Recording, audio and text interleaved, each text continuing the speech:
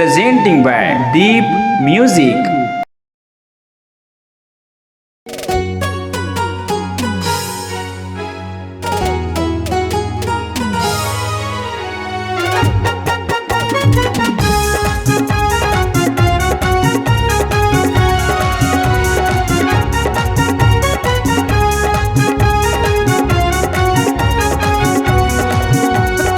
देख के मस्त जवानी का?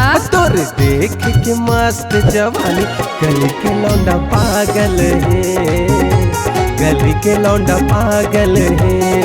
अच्छा गली के लौंडा पागल है, वो गली के लौंडा पागल है। ऐसे गली के लौंडा पागल है, वो गली के लौंडा पागल है। का तोर देख के मस्त जवानी गली के लौंडा पागल है, गली के लौंडा पागल है।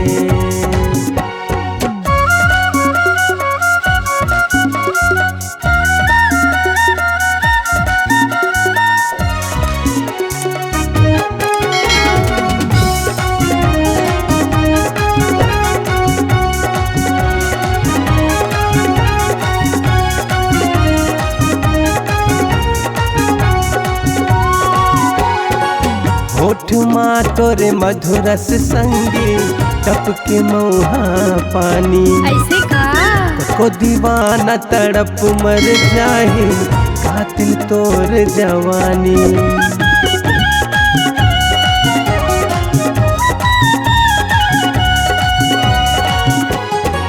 होठ माँ तोरे मधुरस संगी टपके मौहा के पानी। अच्छा को दीवाना तड़प मर जाए कम सिन तोर जवानी।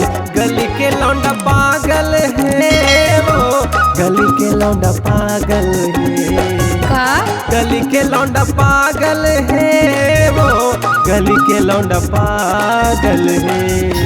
अच्छा तोर देख के मस्त जवानी गली के लौंडा पागल है, गली के लौंडा पागल है।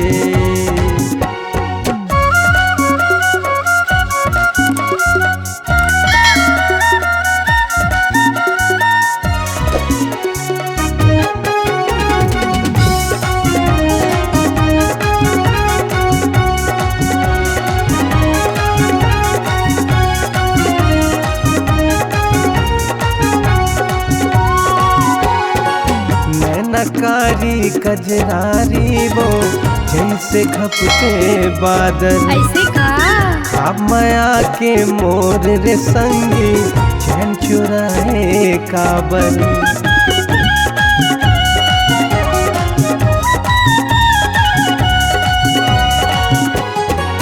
नैनकारी कजरारी वो जैसे घपते बादल। अच्छा खाब माया के मोर रे संगी चैन चुराए काबल। गली के लौंडा पागल है, वो गली के लौंडा पागल है। का गली के लौंडा पागल है, वो गली के लौंडा पागल है। अच्छा तोर देख के मस्त जवानी गली के लौंडा पागल है, गली के लौंडा पागल है। तोर देख के मस्त जवानी गली के लौंडा पागल है, गली के लौंडा पागल है। गली के लौंडा पागल है, अच्छा गली के लौंडा पागल है।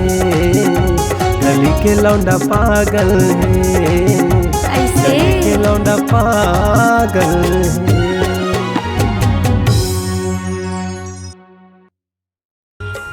नमस्कार दोस्तों, नए नए छत्तीसगढ़ी गाने सुनने और देखने के लिए हमारे दीप म्यूजिक चैनल को अभी सब्सक्राइब करें और बेल आइकॉन के बटन को क्लिक करें।